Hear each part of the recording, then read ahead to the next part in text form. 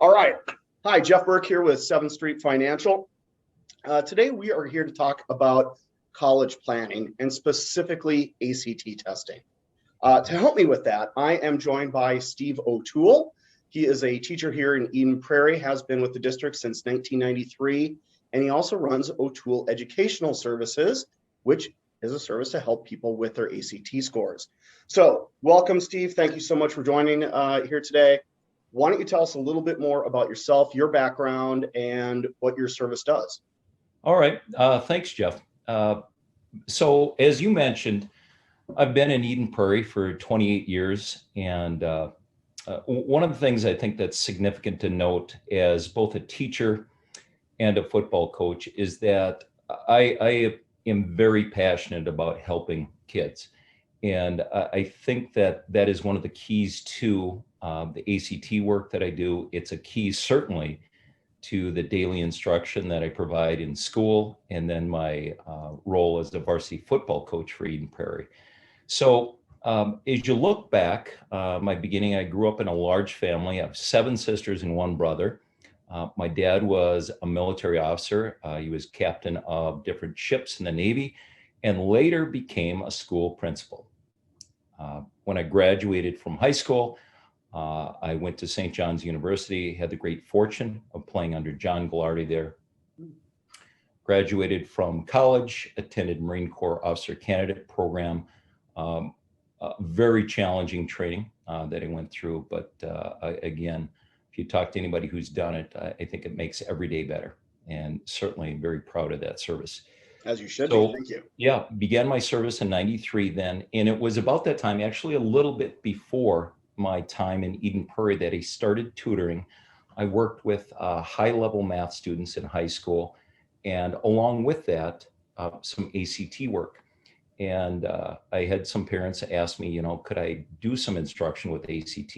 And at that time, it was kind of the Wild West with the ACT. There were Kaplan programs, a couple others, but not much in terms of concern. Kids at that point still basically were showing up. They just take the test, and wherever they landed, they landed.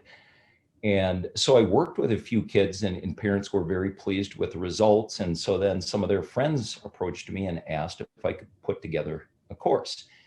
And I did, and I think the first one was right about 1993. And since then, each year, what I've tried to do is expand the course, make it more relevant, make it more efficient for kids. To this point now, again, I've worked with hundreds, possibly 1,000 students on their testing preparation. I do 2 primary sessions each year, one in the winter, one in the summer. I also do an SAT and PSAT program in the fall. So that's kind of where I am with the services and my job. Okay, so that's interesting. You talk about doing both ACT, the PSAT, and the SAT. Mm-hmm. Now, from what I have seen in my exposure, here in the Midwest, it kind of seems like most of the schools predominantly use the ACT. Do you see more of the kids showing up for that ACT training versus the SAT? Definitely.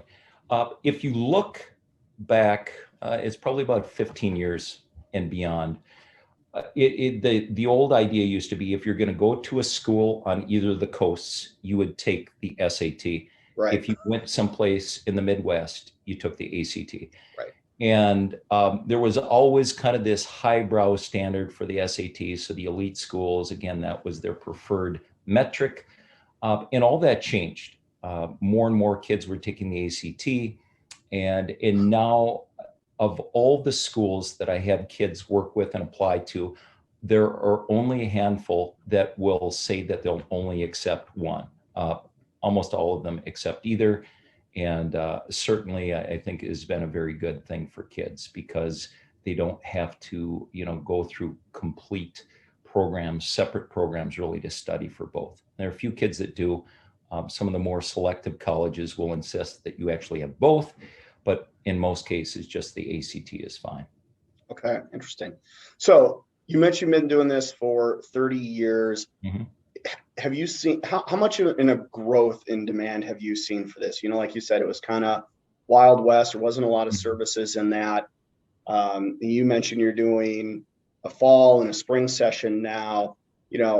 how have you seen the growth in that? Like how many classes and kids are you doing now? And how has that grown over the years?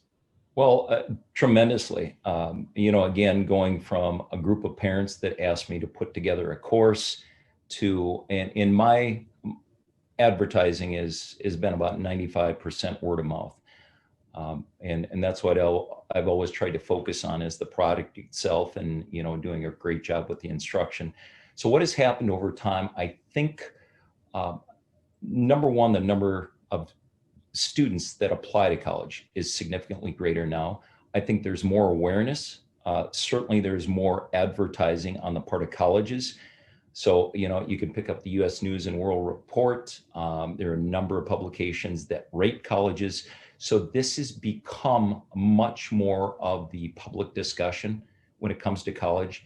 And because of that, because it's more competitive than I think parents and students have figured out that those ACT scores or SAT scores are much more important. So certainly the demand is much, much greater. And I can speak to, I don't know, probably the last 10 years that all of my courses have filled. So I only take so many kids, and then after that I close them. And so, yes, there is a very high demand for these services. Okay, so talking about that, obviously the whole point of taking a class like that is to improve the score.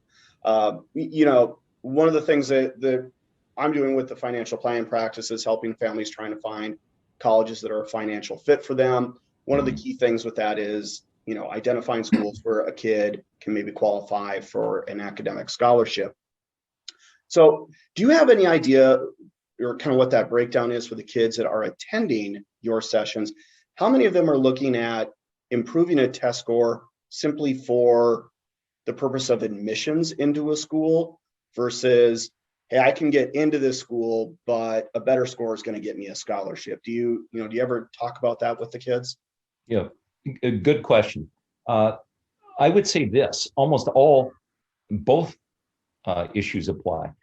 I think every kid, comes up with the list of, what they call the reach schools and then the ones they think they can get in. So I think all kids would like to see, how high up that level of rigor or selectivity they can get. I don't know of a single school or a single student or parent that wouldn't like to get more financial aid. So that part I would say is 100% that students, who've done the research and everything know that of all the ways that you can get money for college, the easiest way is going to be through academics and ACT scores, GPA, performance in high school. So that part is very significant. When you look at colleges now where there are base prices, kind of the low end that I see now is mid-teens, $15,000-$16,000. I have students from last year's class that are attending schools that are over $80,000 a year. So the financial piece is very significant. And that's where I think something like your role too is so important for parents to consider. This isn't just a testing issue. This is a planning issue. It's a cost issue. You need to put all those things together. And what I tell parents, there really isn't a perfect fit, based on your scores or anything else. It's finding the best fit that meets your demands for, expectations for a particular major, for, geographic fit, if that's important. And then also the financial piece, which is very significant. Yeah, it absolutely is. So let's talk about one of the most important things that parents, probably especially given the fact that they're looking for that scholarship money. What's kind of the average score improvement that you see kids getting by going through your program? I pre-test all the students that come into my program. And so I've got good numbers on them. It's immediate, it's relevant in the sense that I have a baseline. Just as importantly with that initial test score, I use that to figure out what skills they have in terms of what are their strengths and what are their weaknesses. That helps me also help them as they prepare for it. Conservatively, I would say above 4 points is the average growth. I see things way above that, but I like to think that through hard work and through a focused, organized preparation, they can get 4 points. And that's, I found to be very consistently true.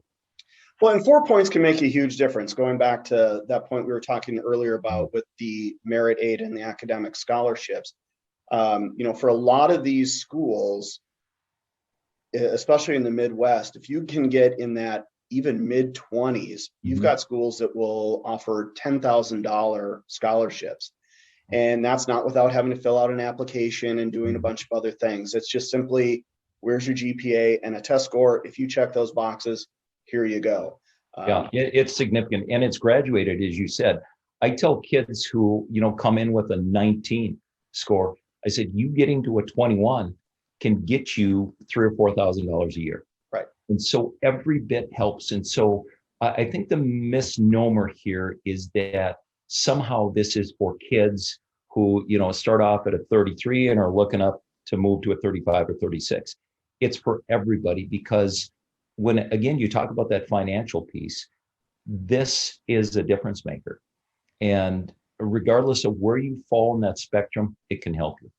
No, and my daughter, high school senior right now, so we've just gone through this process in last year ourselves. She's getting ready to graduate, and in full disclosure to everybody, she went through your program, improved her test scores quite a bit, but she was a little bit more on that lower end of things, not in that 30. She was in that group, just trying to get that score high enough to get those scholarships. But she did, and that opened up doors where we were getting offers anywhere from I think as high as $14,000 from schools in the Midwest, to certainly, so at $8,000 to $14,000 depending upon the school. And that just makes a world of difference, especially if they're looking at some of these out-of-state schools, because that brings them right back in line with some of the in-state school options. And nothing wrong with the Minnesota schools. They are great, awesome options. But if for some reason you went there and you're like, I'm not feeling it there, that to your point, there's a lot of things that go into the best fit, for the college for a kid.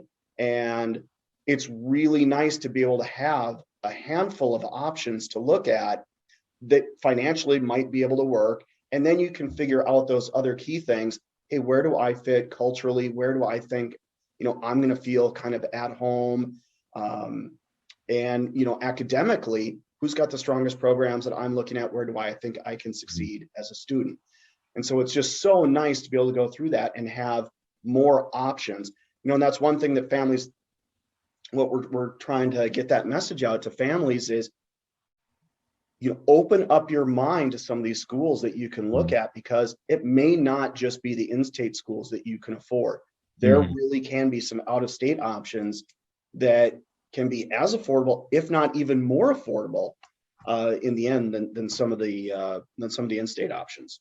Very true. And the other thing I counsel parents is, don't be scared off by the list price, because ultimately what you end up paying, again, can be substantially lower.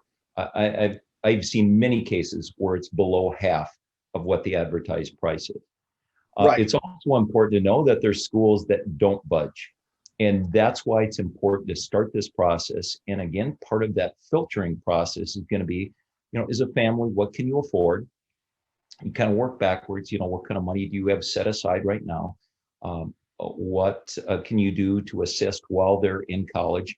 What does the student have? And then look at the scholarship pieces and kind of look at that entire piece. But having done this long enough, they're schools, I would say most schools are very flexible with aid and they're willing to work with people. There's some that, because of the reputation is so strong, they have such a long line of applicants that basically you pay list price or get out of line.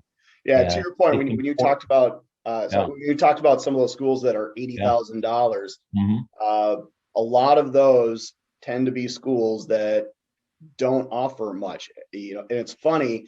I'll work with people who are, okay, here I come. I've got my 34, 35 ACT score.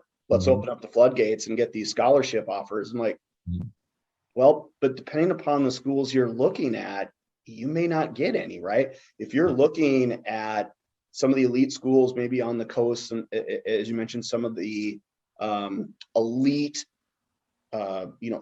private schools, again, they're based on that reputation. They've got a waiting list. They've got plenty of people who are willing to pay full boat to get into that school. Now, they might be great with their need-based aid. So if financially, right, Yes. you're like, hey, I'm going to struggle to meet this, but academically, you've got the chops to get into that school. And if there's somebody you want, they may roll out the red carpet for you from a Mhm. need-based perspective. But Correct. academically, you may run into a wall. So you still might get the aid, but it might be coming from a different place Right. than you think. Right. And sometimes that catches some of these well-off families a little off guard. They'll look at a Notre Dame, a Duke, or whatever, and like, okay, Mhm. here I go. I'm this national honor student. Let's go. And like, Yeah, it doesn't mean much there. I could speak to my eldest daughter. We'd been out east and visiting some schools, and some were north of $70,000 a year, and in basically every place else around here that she applied to, she got significant offers. And so we sit down and talk with the financial piece or people, and walking through her test scores, her leadership. She'd done a lot in high school, and so when we're all done, I said, "So what kind of area are we talking about now?" And he said, "Well, the same." So yeah, it and he said, "Now I do want to tell you, we do give out some scholarships, but we essentially draw people at random from this pool, and we give like 3 per year." And so it is significant to know, especially with the big name, the marquee schools. It's tough, unless you can get some of the aid based on need. You're probably going to pay pretty close to list price on them.